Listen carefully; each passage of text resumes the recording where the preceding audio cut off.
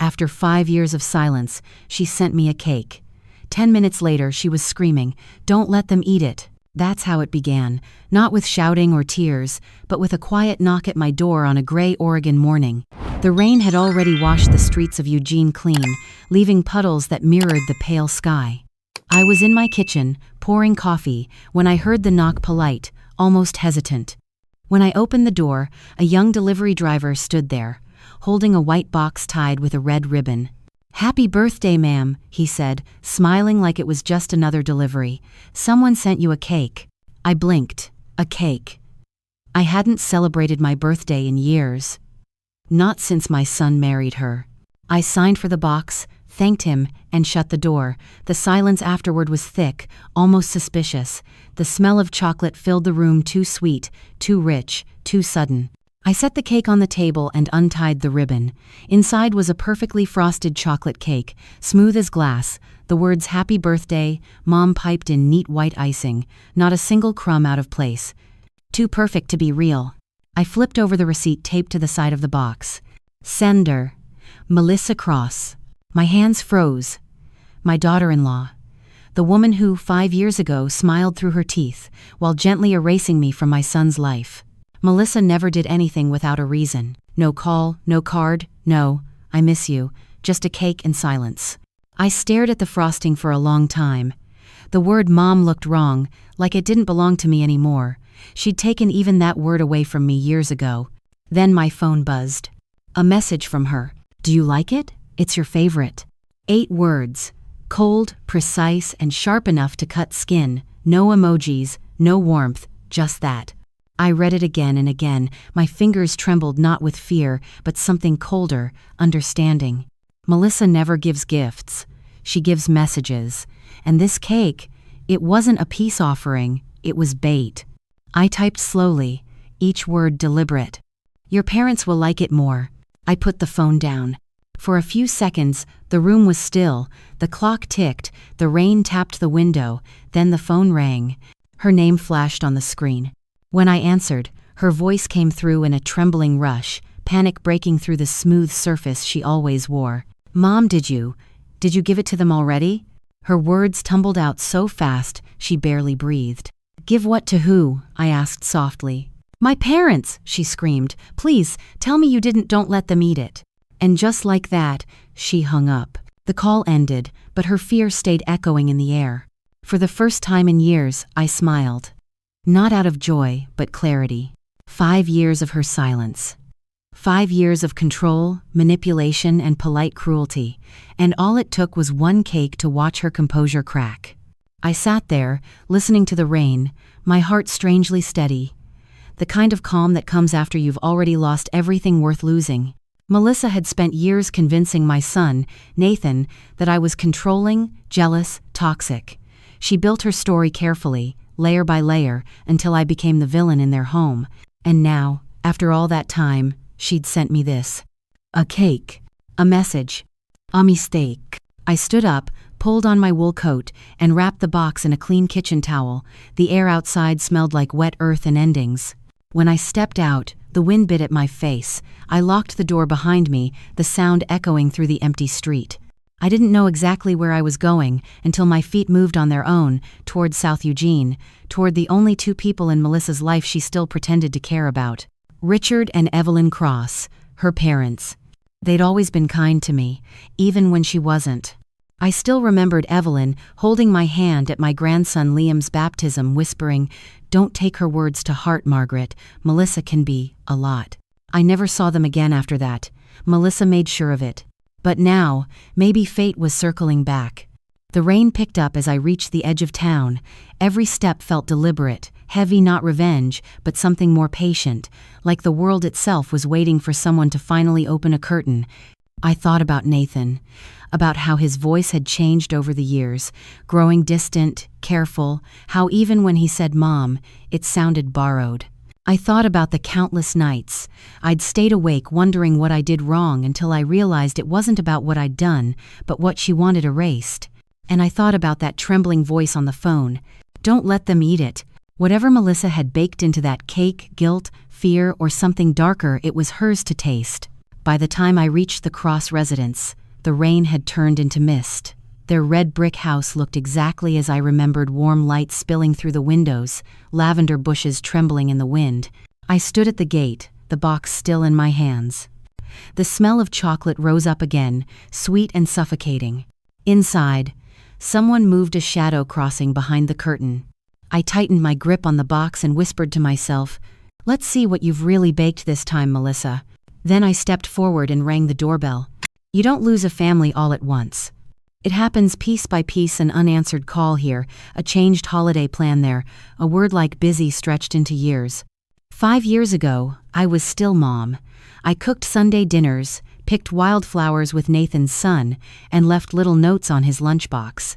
Then came Melissa Cross, bright, beautiful, the kind of woman who smiled as if she'd already rehearsed every reaction you could have. The day Nathan brought her home, I knew. The way she scanned my house, my photos, my furniture, my son, like someone calculating value. Her smile didn't reach her eyes. "It's such a cozy place," she said, running her manicured fingers over the old wood counter. "You must love simple things." I laughed politely, not yet understanding that simple was her favorite insult. Within a year, Nathan and Melissa were married. The ceremony was tasteful, expensive, and hollow. I remember standing alone at the reception table while she introduced herself to my friends as Mrs. Cross Collins, quietly erasing my name from the air. From then, the messages stopped. The visits slowed. And the distance between a mother and her son grew as wide as the Oregon sky. It started small, tiny shifts disguised as courtesy. "Mom, we might skip Sunday dinner this week. Melissa's parents invited us already, you understand. She just needs space, Mom. She says you make her nervous." At first, I blamed myself. Maybe I did ask too many questions. Maybe I did show up too often. But when you've raised a child alone, your love becomes your habit. Breaking it feels unnatural. Then came the blocked moments. My calls went straight to voicemail. My texts turned green.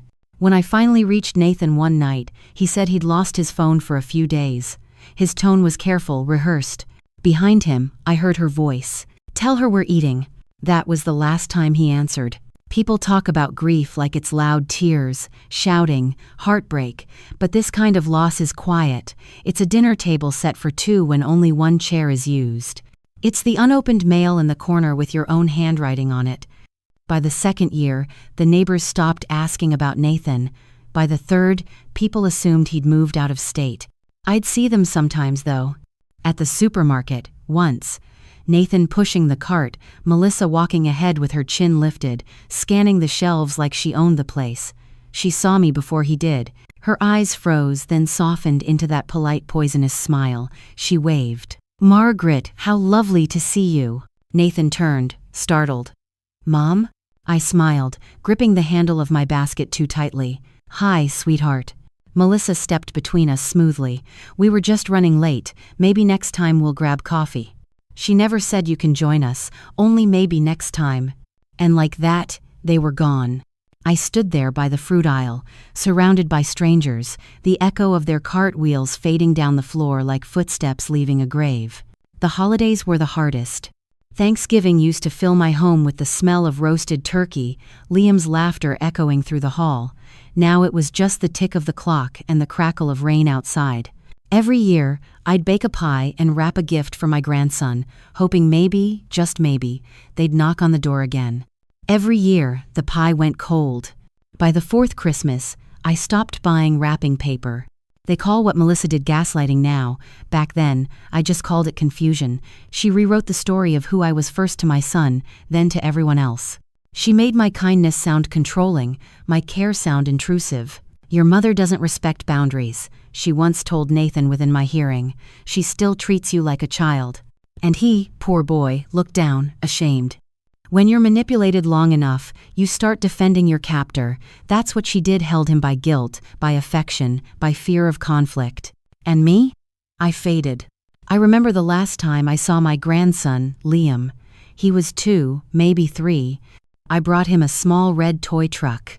Melissa smiled as she took it, her teeth bright against her lipstick. "He already has too many toys," she said, tucking it onto a high shelf. When I knelt to hug him goodbye, she added softly, "Don't make him cry, Margaret. He's sensitive. He didn't cry. But I did, that night, after the door closed. And then 5 years later, came the cake. That morning felt like every other gray, ordinary, safe. But something in that box shifted the air. It wasn't just the smell of chocolate. It was memory mixed with dread, like someone whispering my name through sugar. I kept thinking about Melissa's message. Do you like it? It's your favorite. My favorite flavor. My favorite cake. As if she remembered. As if she wanted me to remember too. But why now? Why after all these years? When I typed your parents will like it more, I didn't expect her panic. I didn't expect her fear. That one call shattered 5 years of silence faster than any apology could. As I walked through Eugene's damp streets that afternoon, the city felt different, like the quiet before thunder. The mist hung low, softening the edges of buildings. My reflection followed me in puddles, older, sharper, less forgiving. Melissa thought she had buried me in silence. She forgot silence can become a weapon too. When I reached South Eugene, the crosshouse stood exactly as I remembered. Neat garden, brick walls, lavender bushes, the smell of comfort that hides too many lies. But before I rang the doorbell, something inside me hesitated. I remembered Evelyn's voice from years ago. She's not perfect, Margaret, but she's trying. Give her time. Time had already done its work. I looked down at the cake box in my hands. The ribbon had loosened a little, frosting smudged against the clear lid. It still looked beautiful, like every mask Melissa ever wore. The door opened before I could knock again. Evelyn stood there, gray hair neatly pinned, eyes wide with disbelief. Margaret? My goodness, it's been years. I smiled faintly. Yes, too many. She motioned me inside without question, kindness reflexive. The warmth of their living room hit me like sunlight after rain, soft chairs, framed photos, the faint hum of a jazz record. Richard sat in his armchair reading a newspaper, but when he looked up, his expression faltered. Well, I'll be damned. Margaret Collins. I laughed softly. Still alive, apparently. Evelyn chuckled nervously. We thought you moved away. Melissa told you that, didn't she? Their smiles faltered. I placed the cake on their coffee table. The box looked oddly out of place among family pictures and candles. She sent it to me this morning, I said, for my birthday. Richard frowned. That's thoughtful of her, isn't it? I looked at the cake, then at him. She called 10 minutes later, begging me not to let anyone eat it. Silence swallowed the room. Evelyn's hand flew to her chest. What do you mean? I repeated the exact words. Her face went pale. Richard leaned forward, inspecting the box like it might explode. That can't be right, he murmured. I shrugged. I don't know what's right anymore. I only know she was terrified. Evelyn whispered, Oh dear God. I sat down, folding my hands in my lap. I thought maybe you could help me understand why. We spent the next hour unraveling 5 years of lies. Evelyn listened, horrified, as I told her how Melissa had isolated Nathan, how she'd rewritten my image, filtered every message, twisted every word. Richard's jaw clenched tighter with each detail. She told us you refused to see them, he muttered, that you had a breakdown. I smiled sadly. I did. She just forgot to mention who caused it. Evelyn reached for my hand. We had no idea, Margaret. None. I know, I said softly. That's what she wanted. Outside, the rain began again, steady, rhythmic, almost forgiving. That was when my phone buzzed. Melissa, again. I hesitated, then pressed speaker. Her voice was low, frantic. Mom, please tell me you didn't go there. Please tell me you didn't give them the cake. Richard and Evelyn froze. Why? I asked, calm. She exhaled shakily. Just don't let them touch it. Don't. Then she stopped. I could hear muffled voices in the background, like someone had entered the room. Melissa? I said quietly. No answer. The line went dead. For a long time, no one spoke. Finally, Richard stood. We're getting that thing tested. He disappeared into the kitchen and came back with gloves and a small knife, slicing a sliver of the cake away. He wrapped it carefully in foil. I have a friend at the clinic, he muttered. We'll know within the hour. Evelyn stared at the cake, trembling. She couldn't, but she didn't finish the sentence. I watched the frosting glisten under the light. Perfect, harmless, deceptive. Exactly like her. While Richard drove off with the sample, Evelyn sat beside me. Her eyes were red, her hands shaking. "She's not evil," she whispered, almost pleading. "She's complicated." "Complicated doesn't scream. Don't eat it," I replied gently. Evelyn looked down. "She's been different lately. Anxious, secretive." She said people were watching her. "People?" I asked. She wouldn't say who, only that she felt trapped. I studied Evelyn's face. Part confusion, part denial. The kind of pain that comes from loving someone you're afraid to see clearly. "She's my daughter," she said finally, voice cracking. "If she's done something, anything I need to know, you will," I promised. We sat in silence, listening to the rain, both of us waiting for the sound of Richard's car returning. It felt like waiting for a verdict neither of us wanted. An hour later, headlights cut across the window. Richard stepped inside, water dripping from his coat. His expression said everything before he spoke. "Well?" Evelyn whispered. He exhaled heavily. "There's something in it. They said it's not poison, but it's strong. Industrial-grade laxative. Enough to make someone seriously ill." Evelyn gasped, covering her mouth. "Oh, Melissa." I felt my heartbeat steady, not surprise, not fear, but grim confirmation. "Why?" Richard asked, voice low. "Why would she do this?" I looked toward the window, where the rain streaked down the glass like tears. "Because she's losing control," I said quietly. "And people like her, when they lose control, they panic." The text glowed on my phone screen like a whisper in the dark. "You shouldn't have gone there. She's not the only one watching." I stood on the Cross's front porch, rainwater dripping from my coat, the air heavy with damp soil and something electric, fear, maybe, or intuition. Behind me, the faint light from their living room spilled through the open door, warm and yellow against the mist. Evelyn's voice carried faintly from inside, still trembling. "Margaret, are you all right?" I forced a smile. "Just someone spamming me," I lied, slipping the phone into my pocket. But the lie sat heavy. I knew spam didn't breathe down your spine like that. Eugene at night was quiet in the way only small towns could be. Every house, a pocket of secrets behind drawn curtains. Richard's car was parked out front, engine still ticking from his drive back from the clinic. He hadn't said a word since returning, only poured himself another drink and stared at the test result envelope like it might explode. Evelyn clutched a handkerchief, twisting it over and over. Maybe it was a mistake," she whispered. "Maybe she just grabbed the wrong ingredient." I interrupted gently. "Evelyn, no one accidentally buys industrial-grade laxatives." Her eyes glistened. "She's my daughter. She's never—" "She has," Richard cut in sharply, his voice cracking with a kind of grief that only fathers know. "She's always had a temper, always thought she could control everything." He turned to me. "But this is madness." I didn't answer. I didn't have to. Madness and cruelty often looked the same from the outside. We sat in the Cross's living room, the sound of rain returning like an old argument no one could end. The cake box remained sealed on the table, its neat ribbon curling slightly at the ends. It looked harmless, like something that belonged in a family photo, not an evidence locker. "I keep asking myself why," Evelyn murmured. "Why send it to you after all this time? If she wanted to hurt someone, why not us?" I exhaled slowly. "Because she needed control again, and I'm the only person she couldn't control." Richard rubbed his temples. "So she tried to scare you. Or silence me," I said quietly. In her mind, humiliation is death. The room went still. Evelyn's lips parted as if to speak, but the words never came. I looked around the house, photos of Melissa as a child, smiling, gap-toothed, holding a puppy, a woman who once existed before manipulation became her second language. "When did you last speak to her?" I asked. Evelyn hesitated. "Last week.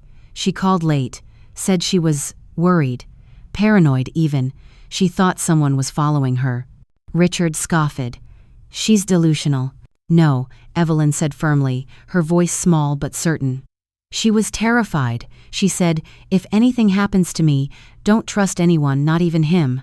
"Who's him?" I asked. Evelyn shook her head. She didn't say. The clock ticked past 11. The rain outside thickened, fogging the windows. I stood, restless. "I should go," I said. "It's late, and this, whatever this is, it's not over." Stay the night, Evelyn pleaded. You shouldn't drive in this weather. But it wasn't the rain I feared. It was staying still when the truth was moving closer. I'll be fine, I said, taking my coat from the rack. Lock your doors.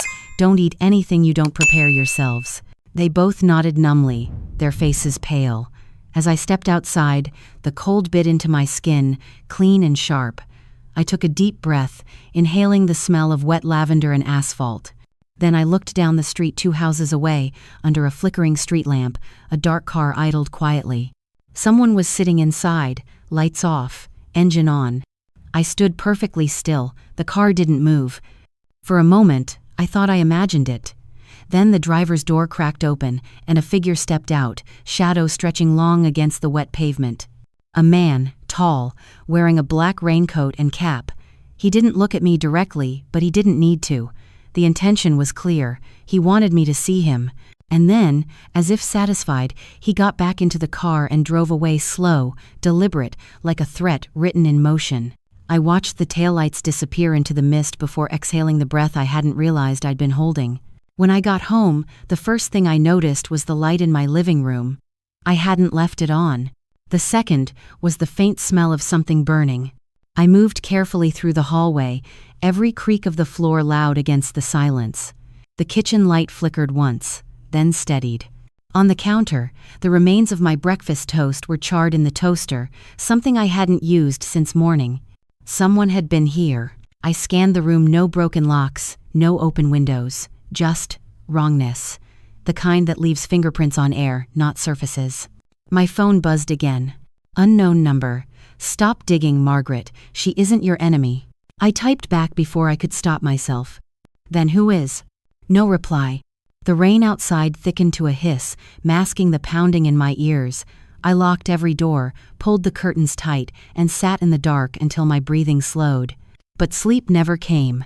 By morning, the world looked deceptively normal again. The air smelled of damp pine and coffee brewing in my small kitchen, but the unease had settled in my bones like cold. I spent the morning calling every number I had for Nathan. Each one went unanswered. The last text he'd sent me was years ago. Mom, it's not a good time. This time, I left a voicemail. Nathan, it's important. Something's wrong with Melissa. Call me back, please. Hours passed. Nothing. Finally, around noon, my phone buzzed, not a call, but an email. From an anonymous address. Subject line, you're not supposed to know. No body text, just a single attachment, a photo. It was grainy, but unmistakable. Melissa, standing outside what looked like a storage unit, talking to a man in a black raincoat. The same build, the same posture, and in her hand, another white cake box. The photo's timestamp read 2 days earlier. My heart raced. Whatever Melissa was caught in, it wasn't just about me. I printed the photo and slipped it into a folder. If someone wanted me to stop, it meant I was close to something that mattered. That afternoon, I returned to the Cross's house. Evelyn opened the door, eyes red, hair unpinned. Margaret, she breathed. We just got a call. Nathan's on his way here. My chest tightened. Did he say why? She shook her head. Just that it's about Melissa. Inside, Richard was pacing. He sounded shaken, he muttered. Said there's more to this than we know. We waited. The clock seemed louder than the rain. When Nathan finally arrived, he looked like he hadn't slept in days, eyes hollow, stubble shadowing his face. Mom, he said quietly, not quite meeting my eyes. Nathan, he sank onto the couch, running a hand through his hair. Melissa's gone. Evelyn gasped. Gone? What do you mean gone? She left last night. Took her car, left a note, said she needed to fix something before it's too late. Richard muttered. What did she mean by that? Nathan shook his head. I don't know, but I think someone's been blackmailing her. He opened his phone, scrolling through messages. Look at this. Dozens of anonymous texts filled the screen. Threats, warnings, demands. We know what you did. The package isn't enough. Tell her or we will. He looked up, voice shaking. I think she sent you that cake because she thought it would stop them, like a trade. My blood ran cold. A trade for what? I don't know, he whispered. But whoever these people are, they want her scared, and they want you involved. Evelyn began to cry softly, Richard staring blankly at the wall. I sat down beside Nathan, my mind racing. She told you someone was watching her, didn't she? He nodded slowly. And she wasn't wrong. Hours later, as evening fell, we gathered around the table, piecing together the fragments, texts, calls, memories. Every answer only sharpened the question, who else was in this? Nathan stared at the photo I'd printed, the one from the email, his face drained of color. That man, he said, I've seen him before. Where? I asked. At our house. 2 months ago. He said he was a contractor quoting roof repairs. Melissa handled it. I never saw him again. Richard took the photo, frowning. That's not a contractor. That's trouble. The rain outside turned violent, rattling the windows. Thunder rolled in the distance. Nathan looked at me, finally really looked. Mom, I'm sorry. For everything. His voice cracked, the weight of 5 years collapsing between us. I wanted to reach for him, but the sound of a car pulling up outside stopped me. Headlights swept across the window. We all turned. A sleek black sedan idled at the curb. No one got out. Maybe it's her, Evelyn whispered. Nathan stood. Stay here. He walked to the door, opened it halfway, the rain slashing across his shirt. Then a small envelope slid out from under the car's wiper, pinned by the wind against the glass. Nathan grabbed it. The car pulled away silently, disappearing into the storm. He brought the envelope inside. It was wet but sealed tightly. No return address. Inside was a single folded sheet of paper. He unfolded it, hands trembling. There were only 2 sentences written in neat, careful handwriting. The cake was only a warning. The next one won't be. Ask your mother what she really did 5 years ago. Nathan looked at me slowly. The room went silent. The rain had stopped, but the silence it left behind felt louder than thunder. Nathan stood frozen, the note trembling in his hand. Evelyn's sobs filled the background while Richard rubbed his temples, muttering a quiet prayer. And me? I just stared at those 2 sentences, the ones that cracked open 5 years of silence and pushed air into a secret I'd buried so deep I thought it had turned to dust. The cake was only a warning. The next one won't be. Ask your mother what she really did 5 years ago. Nathan's eyes were on me, searching, pleading, terrified. Mom, he said softly, voice trembling, what does this mean? I opened my mouth to speak but found no words, only memories. The kind that don't fade, the kind you try to drown, but they keep clawing their way back. 5 years ago, I'd made one terrible choice. It started with a late-night knock, the kind you never forget. The police, their flashlights slicing through the darkness, their voices echoing down my hallway. Mrs. Collins? Yes? Your daughter-in-law, Melissa Cross, she called us. She's reported that you threatened her. I remember standing there barefoot, robe half-tied, the world tilting sideways. What? She says you showed up at her house, shouted at her, and tried to take her child. That's not true, I'd cried. She wouldn't let me see my grandson. Ma'am, the officer interrupted, eyes sharp but tired. I'm just here to keep things calm. Let's not make this worse. And right there, on my own porch, my name was turned into a warning label. A file was opened, a restraining order discussed. A line drawn in invisible ink between a mother and her son. Nathan didn't call for weeks after that. When he finally did, his voice was distant. Mom, Melissa told me you came over uninvited again. I didn't, I whispered. She said you scared her. That you? Yelled. My throat tightened. Nathan, she's lying. He sighed, long and tired. Just please, let's take some time apart. And that was the beginning of the end. But what I'd really done wasn't what she told him. It wasn't violence. It wasn't madness. It was silence. Because the night after that visit from the police, I found something, a small, tan envelope in my mailbox. No stamp, no name, just my address written in thin, careful letters. Inside were photos of Melissa in a parking lot, kissing a man I didn't know. At first, I thought it was some cruel trick, a mistake. Then I saw the date printed on the bottom, the same week. Nathan worked late every night. I remember sitting on the floor, my coffee untouched, my breath shallow. I wanted to protect my son. I wanted to destroy her. I wanted to disappear.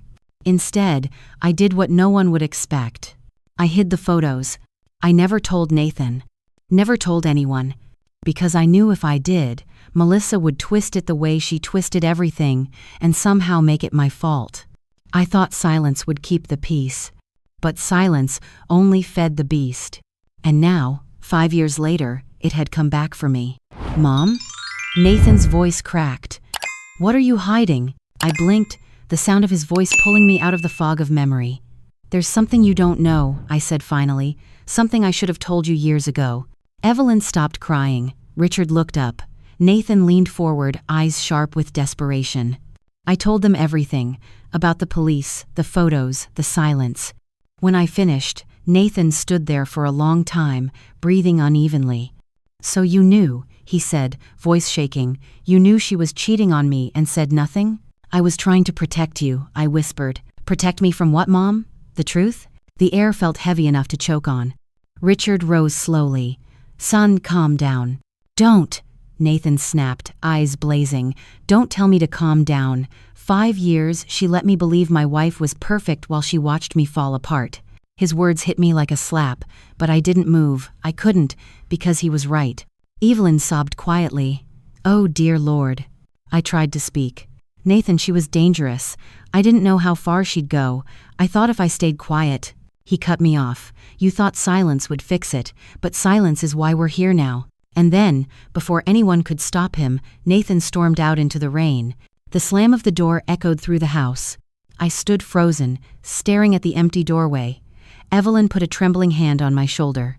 "He just needs time," she said softly. But time was the one thing we didn't have. Because if Melissa really was gone, and if someone else was watching us, then time was exactly what they'd take away next. That night, I couldn't sleep. I sat by the window, watching rain slide down the glass like a metronome counting down to something inevitable. At some point, headlights flashed outside. A car stopped, not Nathan's. Sleek, black, familiar. The same car. I stood, heart pounding, and reached for the curtain, but before I could, my phone lit up again. A video message. No sender. No subject. Just 30 seconds of footage.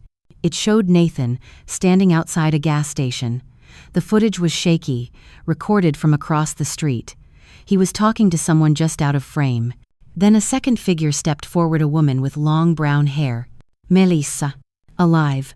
My knees almost gave out. The video ended abruptly, cutting to black. Beneath it, one line of text appeared. "Tell him everything or we will." Morning came gray and heavy. I drove to Nathan's house, the city still dripping from last night's storm. His driveway was empty, the curtains were drawn. But his mailbox was open inside, a folded envelope, wet and torn, addressed to M. Collins. I opened it with shaking hands. Inside was a single photograph. Melissa again, this time standing in a dim warehouse, speaking to 2 men. In the corner of the photo, on the floor, sat something small and white. A cake box. The front door creaked open behind me. Nathan stood there, eyes red, voice hoarse. "What are you doing here, Mom?" I turned slowly. "We need to talk." He stepped aside without arguing. The living room was dark, curtains half closed. On the coffee table lay empty takeout boxes and crumpled papers. The man looked like he hadn't slept in days. I handed him the photo. "Someone sent me this." He stared at it for a long time. "She's alive," he whispered. "Yes. And she's not alone." Nathan looked up, panic flashing in his eyes. "Do you think she's in trouble?" "I think she's part of something bigger than we understand." He shook his head. "No, you don't know her like I do. She's scared of everything. She wouldn't what?" I interrupted softly. "Wouldn't manipulate? Wouldn't lie? Wouldn't make a deal with someone dangerous?" He hesitated. I could see it then, the fracture between his memories and the truth, the moment he started to doubt the image of the woman he'd defended for years. "She said someone was threatening her," he murmured. "Maybe that's why she sent you the cake. Maybe she thought she was saving us. Or maybe," I said, "she was warning me." We spent hours tracing what little we knew, her last messages, the men she'd met, the photo's location. Eventually, I recognized the warehouse from an old news segment, a storage facility on the edge of town, closed after a chemical spill 2 years ago. Nathan stood, determination flickering behind exhaustion. "Then that's where we go." I hesitated. "It's dangerous." "So is doing nothing." His tone reminded me of his father, stubborn, protective, too brave for his own good. I followed him anyway. By late afternoon, the sky had turned the color of bruised metal. The warehouse loomed ahead, rusted and silent, the air thick with the smell of old oil and rain. We parked the car and stepped out. The gravel crunched beneath our feet. Inside, the light was dim shafts of gray slicing through broken windows. Rows of empty shelves stretched like ribs. Somewhere in the distance, water dripped steadily. "Nathan," I whispered, "we shouldn't be here." But he didn't listen. He walked deeper in, flashlight cutting through the shadows. That's when we saw it. On a small metal table near the center of the room, another white box. A cake. Identical to the one from my birthday. My blood went cold. Nathan approached slowly, his hand trembling as he reached for the lid. Maybe she left it as a clue. "Don't touch it," I snapped. He froze. There was something else, a small envelope taped to the side of the box. I tore it off and opened it. Inside was a single photograph of me, taken through my kitchen window. And on the back, written in neat ink, "Happy early birthday, Margaret." Nathan's flashlight trembled. "Mom, what is this?" Before I could answer, a sound echoed from the far end of the warehouse, metal scraping against concrete. Footsteps. Slow, deliberate. The moment I saw her face through the cracked warehouse window, my breath caught. Rain streaked across the glass, distorting her features, but I'd recognize that profile anywhere. Melissa, pale, soaked, eyes wide like a hunted animal. "Nathan," I whispered, gripping his arm, "don't move." He turned toward the window too fast, and for a split second, her gaze locked on ours. Then she vanished into the storm. By the time we reached the door, she was gone. Only tire tracks glistened in the mud outside, already filling with rainwater. Nathan stood under the flickering security light, scanning the road. "She saw us," he muttered. "She was right there." "Yes," I said quietly, "and she wanted us to know it." Inside the warehouse, the silence felt thick, metallic, the kind that presses on your lungs. The table still stood in the center, the white cake box untouched, and beneath it, the small flash drive glinting faintly under Nathan's flashlight. He bent down and picked it up, holding it between his fingers. Whoever that man was, he left this on purpose. I looked around, wary. And maybe he wanted us to find it. Nathan exhaled. "Well then, let's see what's on it." He pulled his laptop from his bag. He'd brought it to track addresses, still open from when we searched earlier. He wiped the drive with his sleeve, plugged it in, and waited. The screen blinked, loading a single folder titled Recordings. There were 5 files, all labeled by date. The most recent one 2 days ago. Nathan hesitated, glancing at me. "Ready?" "As I'll ever be." He clicked play. Static filled the speakers first, then a voice. "Melissa's. If you're hearing this, it means they've gotten too close." Her tone was calm, but beneath it, a tremor.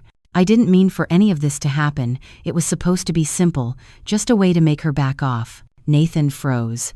"Make who back off?" The voice continued. "But they found out about the photos, the copies. They said if I didn't cooperate, they'd ruin everything." "Nathan, if you're listening." The recording cut to static again, then a click.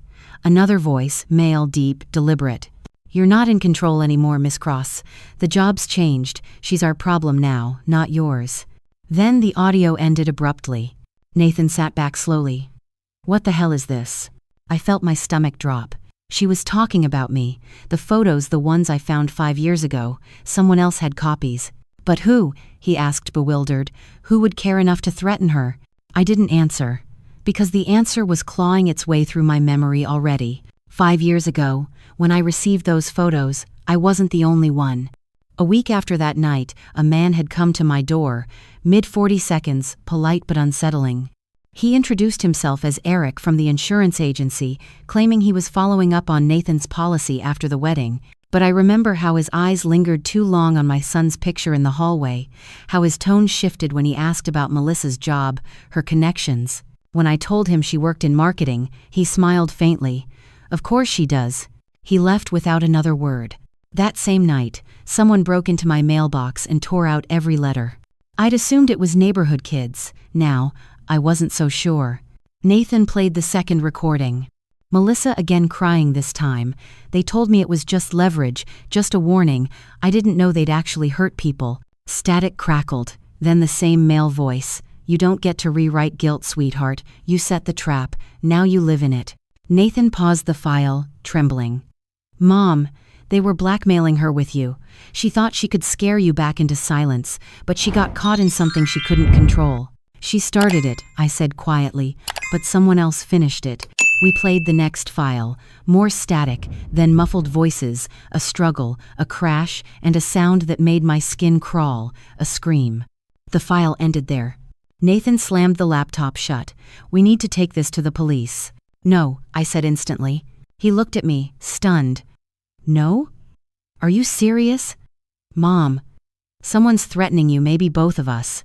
Exactly, I said sharply.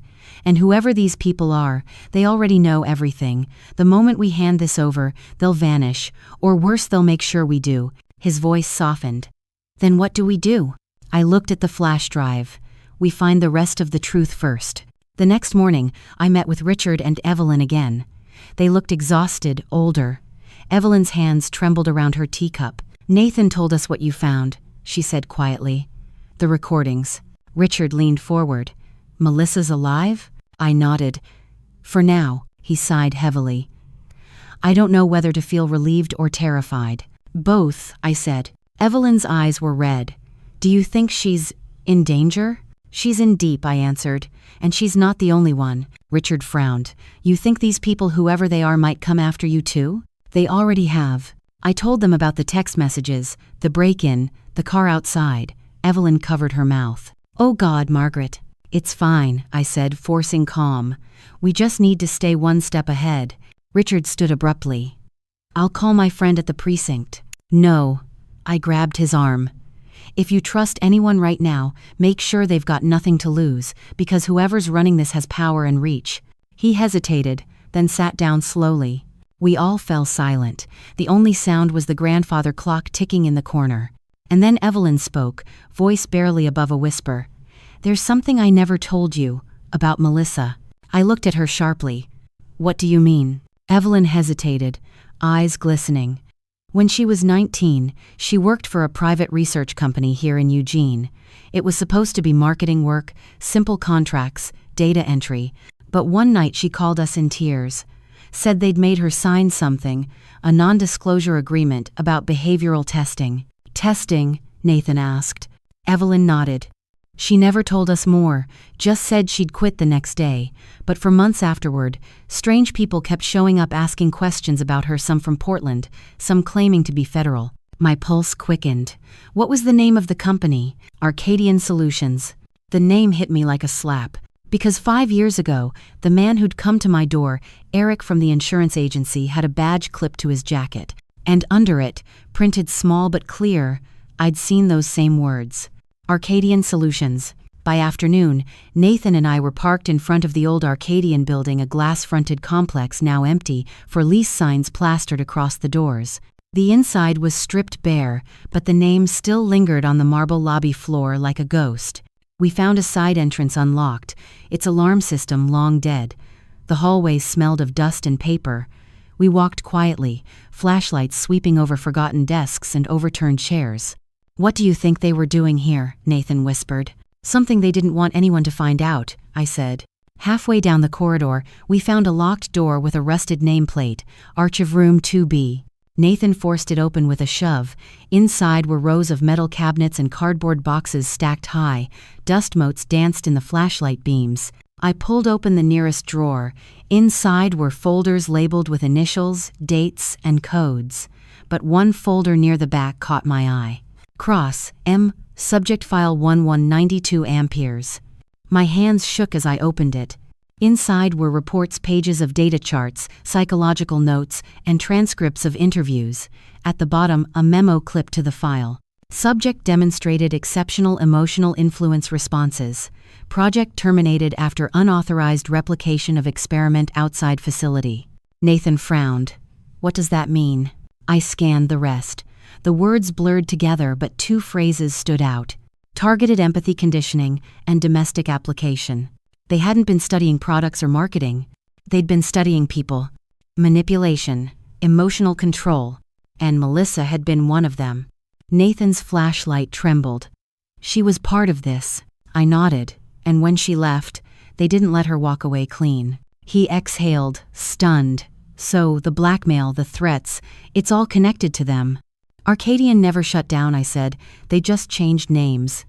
And now, they're cleaning up. We gathered as many documents as we could, shoving them into our bags. As we turned to leave, Nathan froze. "Mom," he whispered. "Look." On the far wall, faint under a layer of dust, someone had spray-painted a single phrase. "Silence is survival." And beneath it, smeared like blood, a handprint. We drove back in silence, the weight of what we'd uncovered pressing on us like fog. At my house, we spread the files across the table. The documents detailed experiments, behavioral reports, manipulation techniques, all revolving around subject-driven emotional correction. And on the last page, stapled at the back, was a list of secondary subjects. Nathan's name was on it. The message burned on the screen like a countdown to something inevitable. "Bring the files tonight or she dies." Attached, a photo of Melissa, bound and gagged, a warehouse behind her metal beams, flickering light, and a faint logo sprayed across the wall. Arcadian. Nathan's hands were shaking as he stared at it. "Mom," he whispered, "they've got her. We have to go." I looked at the clock. 6:33 p.m., 9 minutes. I could almost feel the invisible hands of time tightening around us. "Nathan," I said, steadying my voice, "this could be a trap." He turned to me, desperate. "It is a trap, but if we don't go, she dies. And if we do, we could die with her." He stared at me like I'd said the unsayable. "You're not thinking about leaving her, are you?" I closed my eyes, inhaling the quiet.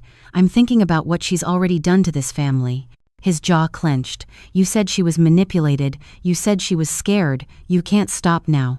He was right. And yet every instinct screamed no. But there was one truth I couldn't deny. If we didn't go, they'd come for us next. We gathered the files, every document and photo we'd stolen from Arcadian's archives, sealing them in a waterproof folder. I packed the flash drive too, the recordings still on it. Nathan loaded a flashlight, a tire iron, and his father's old revolver into a duffel bag. "Where's the warehouse?" I asked. He replayed the photo.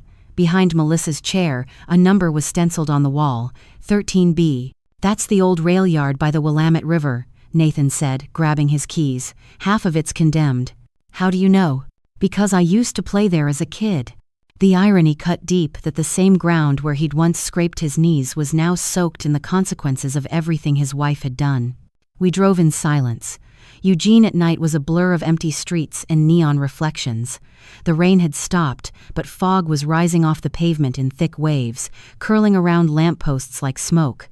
Every mile closer to the river felt heavier.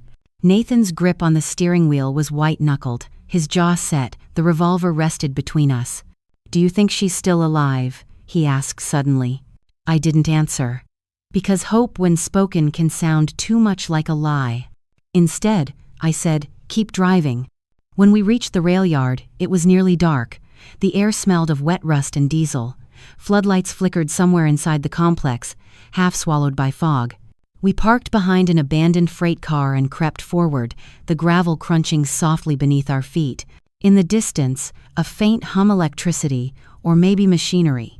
We rounded a corner and saw it, Warehouse 13B, the same slanted roof from the photo, its walls streaked with graffiti and time. Nathan turned to me. "Stay here." "Not a chance." He almost smiled, but the fear in his eyes killed it. "Then stay behind me."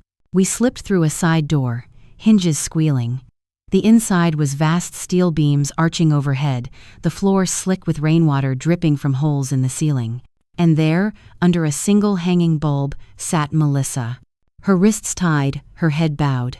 "Alive." "Nathan," I whispered, "wait." But he was already running forward. "Melissa, Melissa, I'm here." She looked up, eyes wide, gag muffling her voice. And then I saw it, the wire. A thin tripwire stretched across the floor, almost invisible in the dim light. "Nathan, stop," I screamed. He froze an inch from it, breathing hard. I pointed. He followed my gaze, his face drained of color. "Jesus Christ," he whispered, "it's booby-trapped." A voice echoed through the warehouse, slow and smooth, amplified by the metal walls. "Smart woman." We spun toward the sound. From the shadows emerged a man tall, mid-40s, wearing a raincoat and gloves, his face half hidden under the brim of his cap. The same man from the recordings. Behind him, 2 others stepped into view, both dressed in black. "Put the files on the table," the man said. Slowly, Nathan's hand twitched toward the revolver. "Don't," I hissed. He met my eyes, jaw trembling. I stepped forward instead, pulling the folder from my bag and placing it on a rusted table beneath the bulb. The man nodded. "Good, now step back." I did. He flipped through the papers methodically, like someone checking the accuracy of a transaction. "You've done a lot of digging, Mrs. Collins. You're lucky we need what you found." "Who are you?" I asked, my voice steady despite the pounding in my chest. He smiled faintly. "Someone who cleans up after other people's mistakes." "Arcadian?" He looked almost amused. "Names don't matter. Systems do, and your daughter-in-law broke ours." I glanced at Melissa. She was shaking, tears cutting through the grime on her face. "She didn't know," I said. "She knew enough," he replied. "Enough to record us, enough to run, and enough to drag you both into it." He gestured toward the men behind him. "Take the drive." One of them stepped forward. Nathan reached instinctively for the gun. "Don't be stupid," the man in the raincoat said sharply. "You're outnumbered." Nathan hesitated, shaking, then lowered the weapon slightly. The second man grabbed the folder, slipping it into a briefcase. The leader turned back to me. "You should have stayed quiet, Mrs. Collins. You were safer in the dark." I stopped believing that 5 years ago. His expression didn't change. Pity. He nodded toward Melissa. "Untie her." One of the men stepped forward, cutting the ropes. Melissa gasped for air, coughing violently. Nathan rushed to her side, cradling her shoulders. She looked up at him, eyes wide with guilt and fear. "Nathan, I'm sorry. I didn't mean—" "Save it," he said tightly. "We'll talk later." But the man in the raincoat wasn't finished. "You can take her," he said, "for now." "What does that mean?" I asked. "It means we're not done. There are still copies of what she stole. You'll deliver them when we call. And if we don't?" He smiled. "Then next time, it won't just be a cake." He turned to leave, the 2 men following. But then, without warning, Nathan raised the revolver. "Wet." His voice cracked, half anger, half fear. "You don't get to walk away." The man stopped, glancing over his shoulder. "Son, don't make me remind you how replaceable people can be." Nathan's hand trembled, finger tightening on the trigger. And then Melissa screamed, "Nathan, no!" The gun fired. The sound shattered the air, echoing off the metal walls like thunder. One of the men fell, clutching his shoulder. The other pulled his own weapon, firing back. Chows exploded. Nathan tackled Melissa to the ground. I ducked behind a crate as bullets ricocheted. Sparks flew, metal screeched, glass shattered. When it stopped, the man in the raincoat was gone. The others, too. Only the echo of the gunfire and the sharp tang of gunpowder remained. Nathan's breath came in ragged gasps, the revolver smoked in his hand. Melissa trembled beside him, eyes huge. "You shouldn't have done that," she whispered. "You don't understand." "Then tell us," I said, stepping closer. "Tell us what this is all about." Her voice cracked. Arcadian wasn't just testing people, they were training them. Emotional conditioning manipulation through empathy. They called it the mirror program. I was one of their subjects, but I wasn't supposed to leave. When I ran, they told me they'd wipe everything, my records, my name, even my marriage, unless I kept doing what they asked. Nathan's face twisted. "So you used me." Tears rolled down her cheeks. "They told me if I could control you, they'd let us go. But when I stopped sending reports, they turned on me. I tried to scare your mother off to protect you. I didn't know it would go this far." Nathan laughed bitterly, the sound hollow. "You almost poisoned her, Melissa." "I know," she whispered, shaking. "It wasn't supposed to kill anyone. It was a warning, for them." I stared at her. "Then who sent the messages? The photo?" She met my eyes. "Not them, someone else. Someone inside Arcadian, someone who wants this all to come out." Nathan frowned. "A whistleblower?" She nodded weakly. "They call themselves the Echo. They sent me that flash drive. They told me to get it to you. Margaret said you'd understand." "Understand what?" Melissa swallowed hard, that I wasn't the only one being watched. The headlights carved through the fog like knives, and there she was, Evelyn Cross, standing in the middle of the rail yard with a white cake box in her hands. The same fragile cardboard, the same red ribbon. For a moment, no one moved. The only sounds were the rain dripping off rusted metal and the low hum of the idling car behind her. Nathan lowered his gun slightly. "Mom, that's Evelyn," he whispered. But the name didn't feel safe anymore. Evelyn stepped forward, her heels crunching over gravel. Her expression was strange, not fear, not anger, but something quieter. Resignation. "I told you both to stay away from this," she said softly. Her voice trembled just enough to betray exhaustion.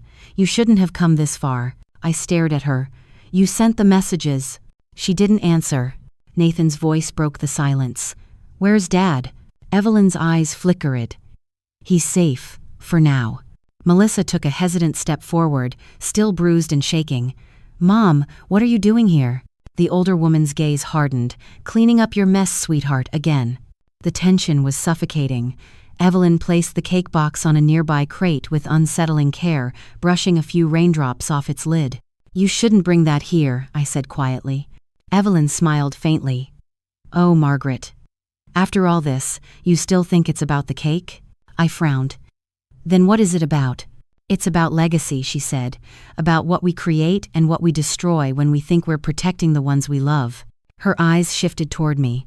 "You of all people should understand that." The words sliced through the air like glass. "What do you mean?" I asked. Evelyn took a deep breath, her tones steady but distant, as though she'd practiced these words 1,000 times. 5 years ago, when Melissa first joined Arcadian, she wasn't the only Cross working with them. Nathan stiffened. "What?" Evelyn nodded slowly. "They approached our family, promised funding, protection, a future. I thought it was a harmless behavioral study. They said it was about human empathy response. Richard helped them secure their permits. I helped recruit participants. Your wife was one of them. I felt the air leave my lungs. You brought her into it." "Yes," Evelyn's voice cracked. "And when she started asking too many questions, they came after us. They said they'd expose Richard for falsifying data. They made Melissa a pawn. And you, Margaret," her eyes met mine, heavy with guilt, "they made you the control subject." Nathan's jaw dropped. "Control subject? What the hell does that mean?" "It means," she whispered, "that every reaction, every interaction, every heartbreak between your wife and your mother was orchestrated, to see how far empathy can bend before it breaks." The words fell like stones into water, spreading ripples of horror through the room. Melissa gasped, her voice trembling. "You're lying." Evelyn shook her head. "No, I was there. They used me to watch you, to send updates, to adjust the parameters." Nathan stepped back, shaking his head in disbelief. "You're saying my marriage, our entire lives, were some kind of lab experiment?" Evelyn looked at him with hollow eyes. "Yes, until Melissa went off script." The sound of rain filled the silence that followed. Melissa whispered, "That's why they came after me. Because I stopped reporting." Evelyn nodded. "You started caring about him. That wasn't supposed to happen. Empathy ruins the data." Nathan turned to me, his face pale, as if his entire existence had been rewritten in real time. "Mom." I couldn't speak. My hands trembled so badly I had to grip the edge of a crate to keep from falling. 5 years. 5 years of guilt, isolation, grief engineered by strangers. And the woman who had smiled at my kitchen table had been one of them. Evelyn's voice broke through my thoughts. Arcadian never disbanded. They evolved. They called it Project Mirror. They were building something much larger, training subjects to influence social patterns, elections, even collective empathy thresholds. And now, I asked bitterly, now they just kidnap and kill whoever remembers too much? She didn't deny it. Nathan stepped forward, fury replacing disbelief. "You knew all this time, and you didn't warn us." "I tried," Evelyn whispered. "That night at the house, when I told you not to open the cake, that was me. I couldn't tell you more without putting you both in danger." I stared at her, every nerve on fire. "You let me believe Melissa was a monster." Evelyn's lip quivered. "I had to. If Arcadian thought she'd succeeded in severing you from your son, they'd leave you alone. I thought I was saving you." Nathan's voice shook. "You destroyed us." Her eyes filled with tears. I destroyed myself too. Then, from behind her, another voice, low, male, calm. You've said enough, Evelyn. A man stepped out of the shadows, the one in the raincoat. He was holding a pistol now, aimed directly at her back. Melissa screamed. No. Evelyn didn't flinch. She turned slowly to face him, her voice suddenly calm again. You can kill me, but it won't change what they've done. The man tilted his head. You were useful once, now you're noise. He pulled the trigger. The sound split the air.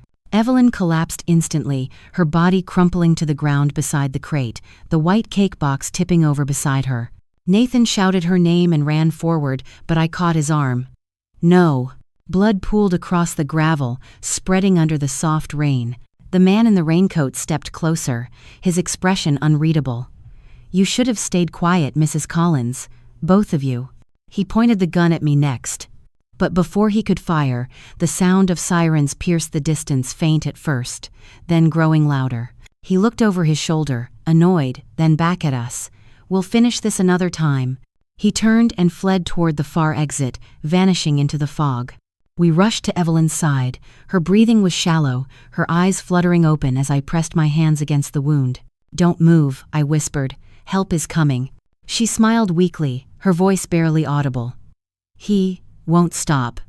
Arcadians everywhere, you have to end it. End what? I asked desperately. Her hand trembled, pointing weakly at the fallen cake box. Inside. And then her body went still. The sirens grew louder, blue lights flashing against the steel walls. Nathan was shaking uncontrollably, Melissa sobbing beside him. I lifted the cake box slowly, expecting blood, or explosives, or poison, but when I opened it, there was none of that.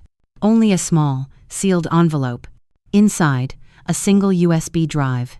Label, Project Mirror, Final Phase. Hours later, we sat in the back of an ambulance, the paramedics moving around us like ghosts. Evelyn's body had been covered, the sheet soaking through with rain. Nathan stared blankly at the drive in my hand. Do you think she knew she'd die tonight? Yes, I said quietly. She came here to end it her way. Melissa shivered under a blanket, her voice hollow. That's what she meant by cleaning up her mess. Nathan turned toward her, eyes filled with confusion and anger. You still haven't told me everything. How deep were you in this? She looked away.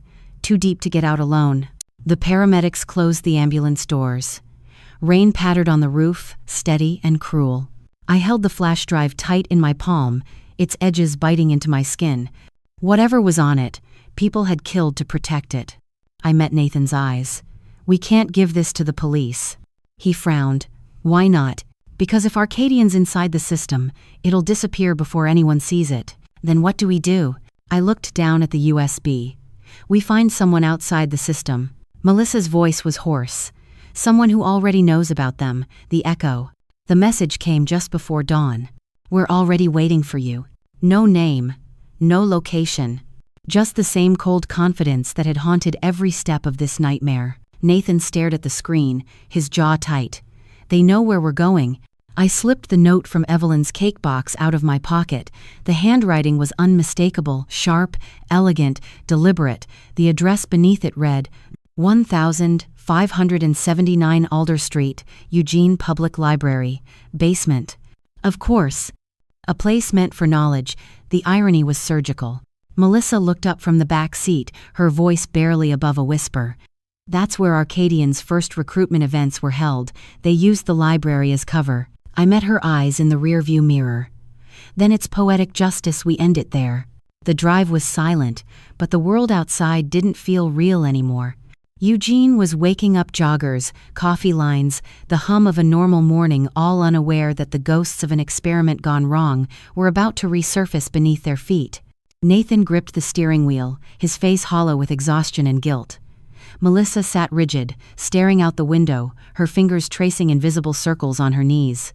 I held the flash drive in my lap, its metal surface catching the pale sunlight. It felt heavier than it should, like a loaded weapon. What if this isn't just data? I said quietly. What if it's something worse? Melissa turned slightly. Like what? Proof that Arcadian didn't stop. That they're still running Project Mirror right now, maybe on other families. Nathan's knuckles whitened. Then we end it. When we reached Alder Street, the air felt charged, metallic. The library's brick facade looked harmless, almost comforting. Children's posters lined the front windows, red to grow, in bright colors. But the basement was locked. No lights, no signs.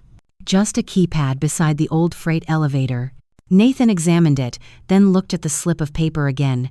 On the corner, barely visible, were 5 digits written in faint pencil: 42915. He punched the code in. The elevator doors groaned open. Inside, the air smelled of old paper and mildew. The descent was slow, mechanical, each flickering light passing like the beat of a heart. Melissa gripped the railing. "They built Arcadian's first test chamber under this floor," she whispered. "The empathy conditioning rooms were disguised as archival labs." I said nothing. I just watched the numbers on the elevator tick down to 1B. When the doors opened, the world changed. The basement was vast.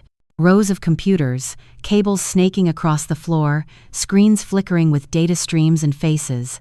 Dozens of faces, people talking, crying, laughing. A wall of surveillance. At the center of it all, a large screen displayed one phrase looping endlessly: Project Mirror. Phase 3. Social integration.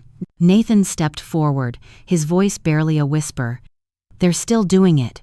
Melissa's face turned pale. "They moved online. They turned the experiment into code." My pulse thundered. "They're mapping empathy." "Not mapping," she said, rewriting. A figure stepped out from behind one of the servers. A woman maybe in her 40s, composed, sharp-eyed, dressed in gray. She carried no weapon, but her presence filled the room like smoke. "You made good time," she said. Her accent was light but her tone surgical. "Evelyn said you would." "Who are you?" Nathan demanded. "I'm Dr. Keller, head of what's left of Arcadian Solutions." Melissa's voice shook. "You were my supervisor." Keller smiled faintly. "Not anymore. I left when the board sold the patents to a defense contractor, but I couldn't let their work go to waste." I stepped forward. "Your work ruined lives." "It refined them," Keller corrected. "Do you know what empathy really is, Mrs. Collins? It's a switch. Flip it on, and people help each other. Flip it off, and they'll watch the world burn." Arcadian just learned how to control the switch. Nathan's voice was shaking. "You experimented on families." "Because families are the perfect ecosystem," Keller replied calmly. "Love, guilt, forgiveness, they're predictable chemical reactions. You, Nathan, were an ideal subject. Loyal, emotional, easily influenced." He clenched his fists. "You turned my life into a lab." "And your mother into a variable?" Keller added smoothly. "She reacted exactly as we modeled: withdrawal, resentment, moral rebound. She made the data beautiful. I felt something in me break." "You call this beautiful?" "You destroyed everything we had." Keller tilted her head. "Not destroyed, documented." Nathan raised the revolver, his hand trembling. "Where's the rest of your team?" Keller smiled. "You already met them. The man in the raincoat, Evelyn Cross, all data custodians. But they started asking questions, and questions make patterns messy." Melissa stepped forward. "What about the Echo? Who are they?" Keller's expression shifted. "Ah, the Echo. The myth Evelyn loved so much. A group of insiders fighting for justice. It doesn't exist." I frowned. "Then who sent the messages?" Keller turned her gaze toward me. "Who says I didn't?" The words landed like thunder. "You?" I asked. "Every story needs a moral," she said. "I gave you one. I needed someone to finish what Evelyn couldn't, to bring me the final data files. And you did. Thank you, Mrs. Collins." She pointed to the flash drive in my hand. "That's the last piece." The realization hit like ice. Evelyn hadn't saved us, she'd delivered us. I looked at the drive, then back at Keller. "You killed her." Keller didn't blink. "Collateral cleanup." She knew too much and cared too little, but she played her part. Nathan's voice cracked. "You'll never get away with this." Keller's smile widened. "I already have." The new iteration of Project Mirror is no longer human testing. It's behavioral prediction through social algorithms. People give consent every time they log on. Melissa whispered, horrified. "You turned empathy into marketing." Keller shrugged. "Into control." Nathan's finger tightened on the trigger. "You're not walking out of here." But Keller didn't flinch. Shoot me, and the system goes public. Every file, every name, yours included. The world will know you both as part of it. Your mother, the control subject. Your wife, the experiment.